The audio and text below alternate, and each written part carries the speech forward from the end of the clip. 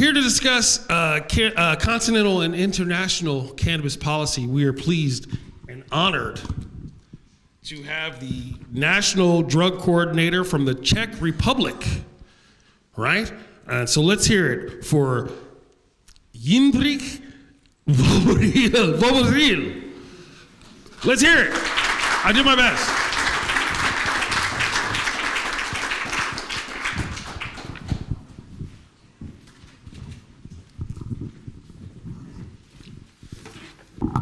Good morning, everybody. I have a question, if you allow me to have a morning exercise, to raise the hand. Who in this room thinks that prohibition actually should remain? Okay. What do you think? Did prohibition serve any good purpose? Maybe, maybe not. I think it's quite important to speak about the fact where we are. I've been around for 35 years as a practitioner, working with people in addiction and prevention, and 15 years in policy making. Directly accountable to the Prime Minister, some with 6 Prime Minister, giving reports and monitoring reports of all drugs, but alcohol, tobacco, gambling as well in my country, and digital addictions at this moment. So looking at data, I have a monitoring center under my office as well.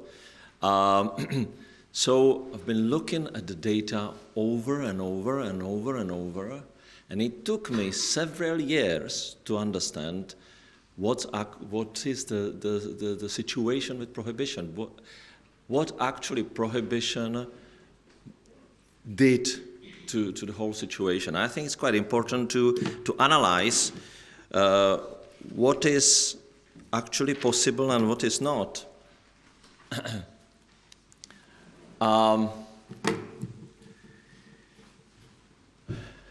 This is the U-curve. I'm not sure if you have seen this. It's in several reports. It's written by the EMCDDA Monitoring Center. You might have heard about this monitoring center. It's an agency run by European Commission, and it's based in Lisbon. And actually it says that when we look at any regulations, we have 2 extremes. One extreme is unregulated market, absolutely unlimited access, and we used to have this with alcohol even, sell underage, with tobacco as well. I grew up in the time where, as a child, I was able to go to a shop and buy cigarettes and buy alcohol, no problem. It was not allowed in restaurants, but it was allowed in shops. Today it's not possible. I mean, not possible in inverted commas, because sometimes it's very easy for teenagers. And on the other hand, it's the prohibition in terms, as we know it, in illicit drugs, and we experience in other parts in the world with alcohol, which is under criminal sanctions. You can have prohibited items or goods or food, for example, which is not prohibited under the criminal sanctions, but with cannabis and other drugs, we have it under criminal sanctions. Czech Republic, as many of you might know, is one of the countries with the most liberal laws. We decriminalized possession for personal use a few decades ago. But on the other hand, we still have 14% of people in prison for drugs offenses. How is that possible? It doesn't mean that 14% of the people who are in prison represents the amount of criminal activities. It's only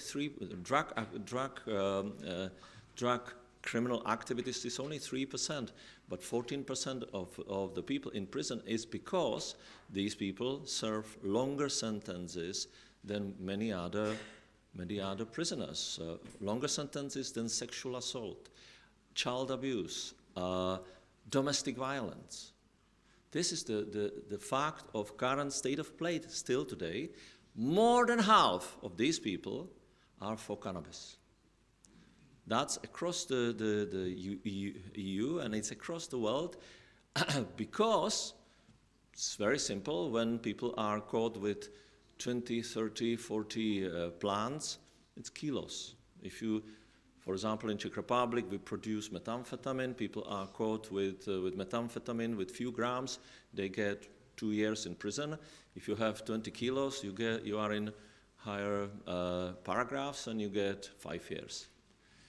So, but in fact, in Czech Republic for a longer time already, we have medical cannabis since 2013. I believe we were globally the first country allowing medical cannabis according to the law. I mean, of course, you know that Holland and a few other countries did it before us, but first legislation was approved by the ICBC inspection, which is the inspection for UN bodies, UNODC, and CND, 2013. 2021, we allowed 1% of THC in so-called technical cannabis or hemp. This year we passed a bill through the parliament, and it was notified by European Union, which we call psychomodulatory substances, which is empty list. Actually, we created a new category. We have for products which are for human consumption. You have food, you have medicines, and then now we have third category in the EU, which is psychomodulatory substances. And under this bill, I mean, this is an empty list, and the government will put substances on this list after some evaluation. It's actually two lists. One is the evaluating list for maximum 2 years, and then there is a permanent list, which will allow, probably first instance will be kratom, and we're talking about the THC, I mean the products with THC up to 1 or maybe 2%. And we also talking about AHC, for example, and other products of similar sort. We banned AHC recently only until the end of this year, waiting for this bill to come. And after we say, okay, we will probably regulate with specialized shops and very strict regulations, stricter than alcohol, stricter than tobacco. And we are waiting. I drafted a new bill for regulating non-medical use of cannabis more than 1%. We're talking about 20% of THC, and that should be introduced to the parliament this year. And I'll explain what's the troubles around that. But before I'll get into the legal battle, I want to also say we have to be aware that it's not only legal battles that we fight in, and it's not only ideology that we fight in. We also fight in, or battling, I don't know how to put it. We are standing in the whole process against other industries, legal and illegal. Of course, most obvious one, alcohol. I remember a couple of years ago, my colleague sat with alcohol industries, and you have, of course, beer, you have wine, and you have the spirits, yes? They are usually divided. They fight against each other, but when it comes to cannabis, they are very united. And one of the leaders of the spirit industry said, we will make everything, and we put all the possible money to stop your cannabis regulation, without shame, directly told us in a public debate. Of course, we have illegal industry, which is extremely rich, and I have maybe some of you already heard me speaking about it. I have this declassified CIA report, which speaks about people like Viktor Ivanov. I don't know if you heard about Viktor Ivanov. Viktor Ivanov was my counterpart in Russian Federation, the National Drug Coordinator, which clearly speaks about, this report clearly speaks how, and he was the chief of staff at some point in Putin's office, and this report clearly speaks how since 80s, when he became the boss of the department, and then Putin was the boss of the KGB, how they started to the disgrace of many people, and to dislike of many people in the KGB. So I don't want to blame KGB as such, but to the dislike of many people in KGB, these people started organizing the whole shipping through St. Petersburg, cocaine, heroin from Afghanistan. I don't have time to speak about it. I spent a long time in Afghanistan myself, and in Colombia, Bolivia, so that would be long stories to speak about this one. If anybody is interested, I have the report here. So we stand in against legal industries, very powerful legal industries. Of course, you will hear some of the industries from Big Pharma as well, not being very happy about it. We have alcohol industry, and then we have illegal industries, which are as powerful as the legal ones, using also legal instruments against it, like campaign, for example. So that's not easy. And then,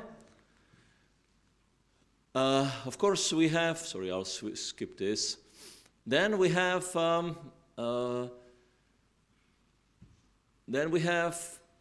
the international laws, and then we have European laws, which is even more complicated for us. I'll stand here. So I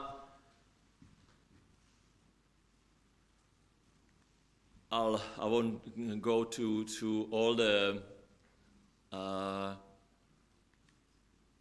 So this is a council conclusion, the framework made by the European Union, which actually says that apart from personal possession for personal use, it's not allowed, and it even sets a number of years or it says the legal standards how countries in the EU should criminalize possession of what drugs, of course, sale and production. So apart from personal possession, all the other activities, according to EU law, is not allowed, and it's supposed to be criminalized. So this is where we are at this moment, but we have some hopes. In Czech views, we said that we should look at it differently, and that's what we push in. We are not the only one in the EU, as you know. And our first highlighted idea, I would say, it's not only idea, because we know what to do. We have all the data. We have all the best practice, how to regulate substances that pose any risks in terms of psychotropic effects. So we said the first thing should be regulating substances according to their risks, whether they are legal or illegal today. If we look at risks levels of alcohol and comparing it with cannabis, I think I don't have to go into details about this. Of course, we need to look at prevention of the effects of illegal market. We know in alcohol, we know in tobacco that illegal market would be the worst. Why do we think that with cannabis it's different? That prohibition could help in any way? So, of course, illegal market has a lot of enormous problems. One of them is the next sentence, that money flow from illicit market are actually more risky in terms of security than drugs itself. We all know where the money goes. We know that it supports not only criminal activities, it supports totalitarian states, and it supports terrorism. We know it. It's not secret. So money flowing from illicit market are actually more risky to the security, which is always the main argument, security. The security is actually compromised by money flowing from illicit market to any kind of enormous, global, organized crime. Of course, we know that cannabis is also a substitute to more risky alternatives. We know it. We have all the data. Positive effects of economy and public safety, of course, I don't have to talk about this one. And we say that actually regulated market, we have all the data. Regulated market is better tool than in prevention, is a better tool than prohibition. We know it. We know it with tobacco, we have all the data, we know it with alcohol, we know it with other substances, and we already seen the data now with cannabis.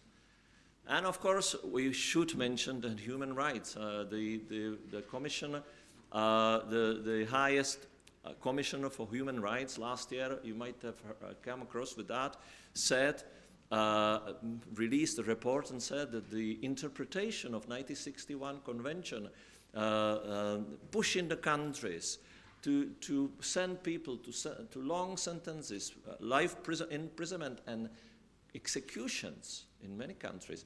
Hundreds of thousands of people have already been executed since we started the prohibition. Since that time, the cannabis illicit market is only growing across the world. So, and it says clearly, this is again the Charter of Human Rights of the UN, which we are all based on. So I think this is so important to speak about decriminalization. I know that you're talking about science, you're talking about use of cannabis for medical purposes, but I think it's quite important to speak about the whole thing in terms of decrim, because decriminalization is one of the main tools to actually be able to operate. So, I mean, I'm not going to, because I don't have so much time, we want to have some questions. So what actually, at this moment, we are allowed, according to the European laws, if I forget the international law, because international law is only blame and shame, but according to European law, which has some tools to actually put sanctions on countries if they are in breach with the European law.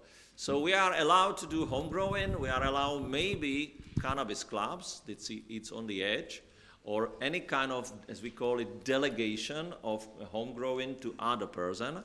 We are allowed to of course, to do medical use, I mean, production and sale for medical use, strictly in medical setup. We actually, according to a current European law, it's not possible to have regulated market, which would be the most beneficial regulation. I'm not going to bore you with all these legal situations.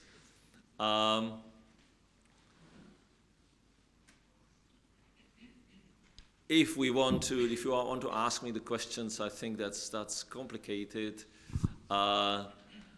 So we know that today the differences are there. I mean, in US you have commercial market in different states, not federal. Canada, there is a federal, and Uruguay you have market, but it's not allowed in European Union. So in European Union you have what you see.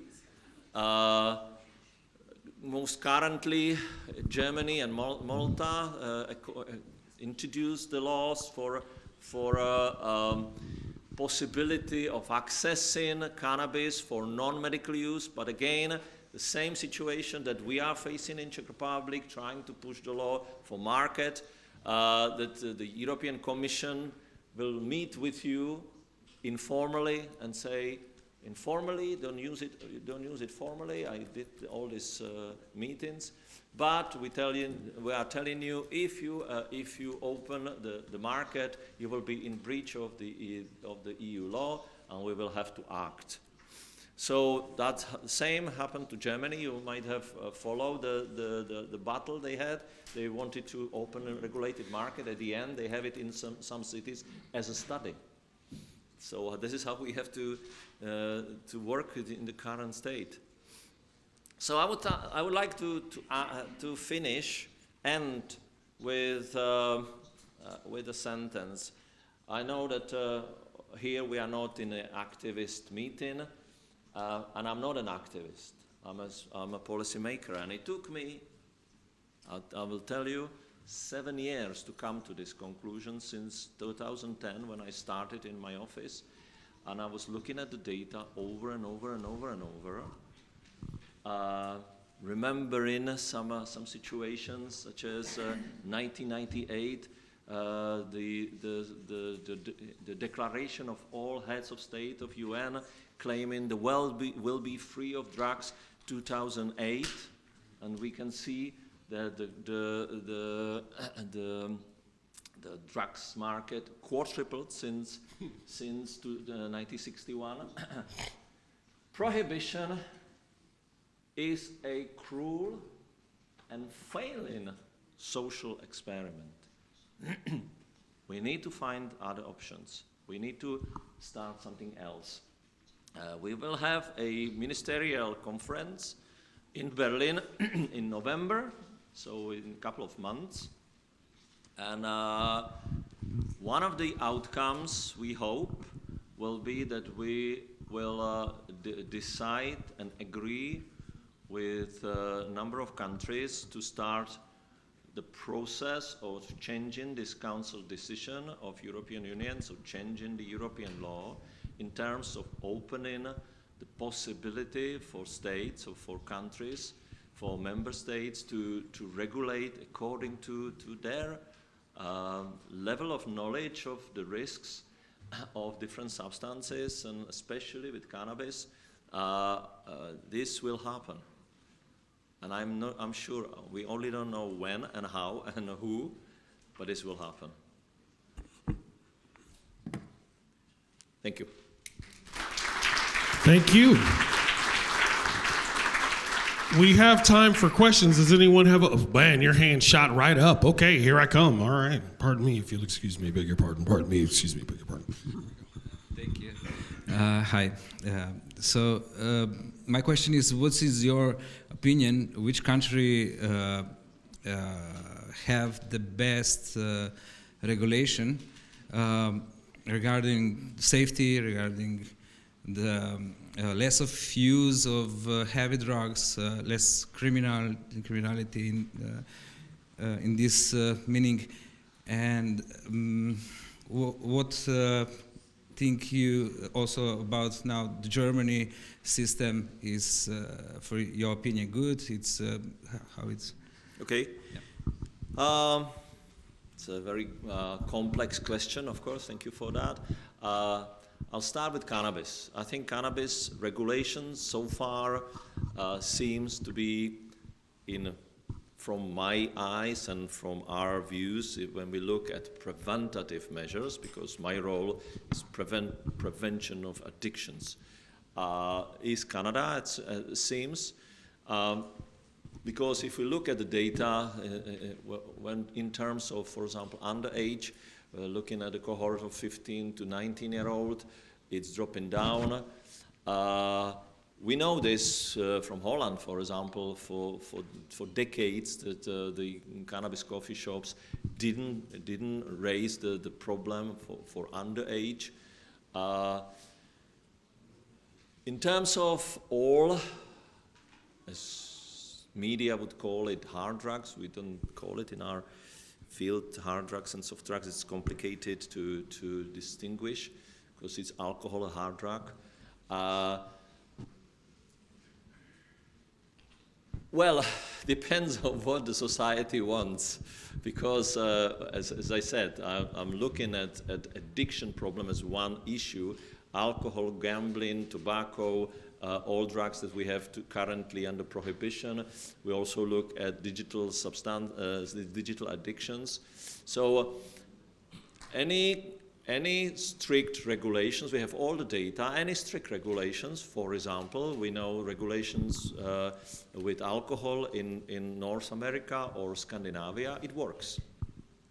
The same works with other drugs, it does.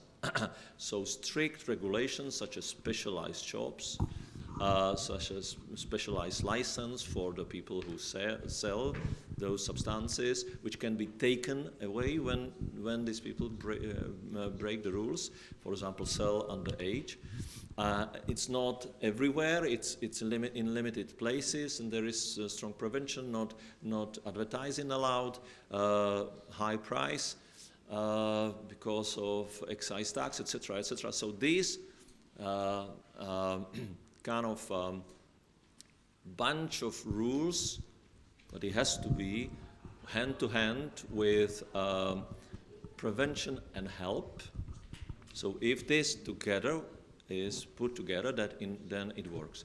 In terms of number of problem drug users, when we look, for example, in injecting drug use, European Union, comparing to the rest of the world, is better in many ways. Yes? So we have lower number of injecting drug users comparing to Eastern Europe, for example, Ukraine, Russia, or other places, US.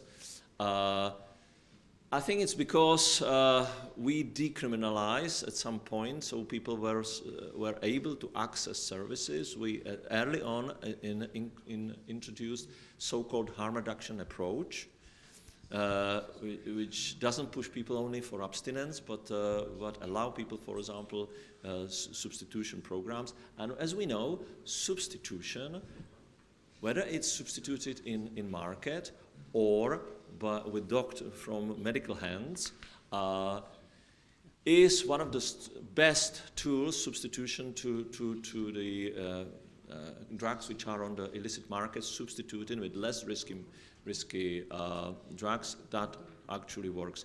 For example, we're looking at the tobacco epidemics now, when we see a very quick, very fast drop of lung cancers, heart diseases, premature death, because people switched from smoking, because the smoking, whoever smokes cannabis, I don't, I'm an abstinent, I don't even drink alcohol, but whoever smokes cannabis, so I would recommend to switch from smoking to any other type of use, because the tar that we use from anything burnt, especially the paper, that is what is killing us. So we see the substituted market is very useful tool. So I think so these two things has to work: prevention and help, and a very strict substituted market with less risky drugs. I mean, sorry, it's very difficult to give answer to this complex question. And you ask another question. About German. The German model. Of course, the Germany knows that the model is not the best. the initial draft was much more complex, much more kind of worked through, but they crushed against the wall with the European law. So that's why we have this meeting in Berlin on the ministerial level in 17th of November, I think. Fantastic. I hate to cut you off, but we have time for one more quick question. It's right here. Yes.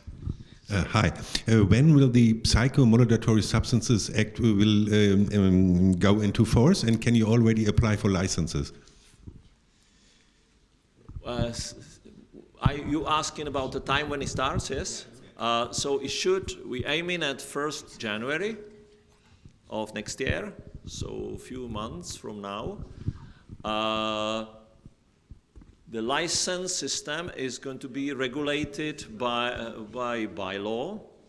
So I have the paper already of the bylaw written, but it's not official yet.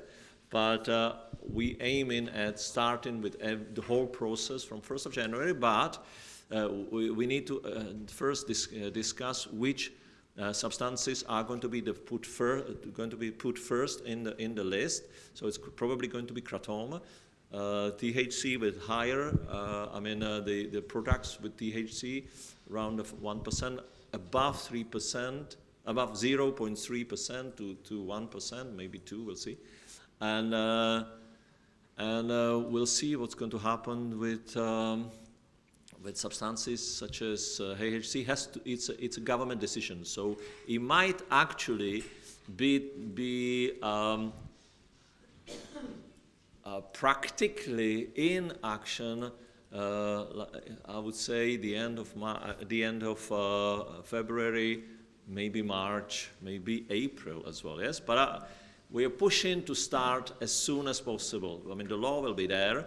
So we want this to be active, and we want to pull all the substances from the gray zone, because, for example, kratom is sold as, I'm finishing already, the kratom is sold as a decorative subject. We don't want it.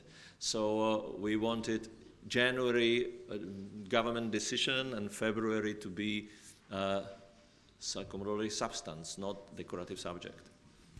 Great. Thank you so very much. One more time.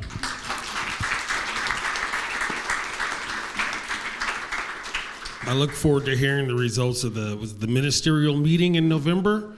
The country's going to team up. So I'll sit here or not? Cool. Fantastic. All right, we're just going to keep moving. Thank you. This is the International Cannabis Business Conference in Slovenia. It's the Science and Technology Forum, brought to you by title sponsor Laurel Crest. I'd also like to shout out Metaflora for sponsoring the party tonight at the Grand Topolice. Close enough? All right. Topolice.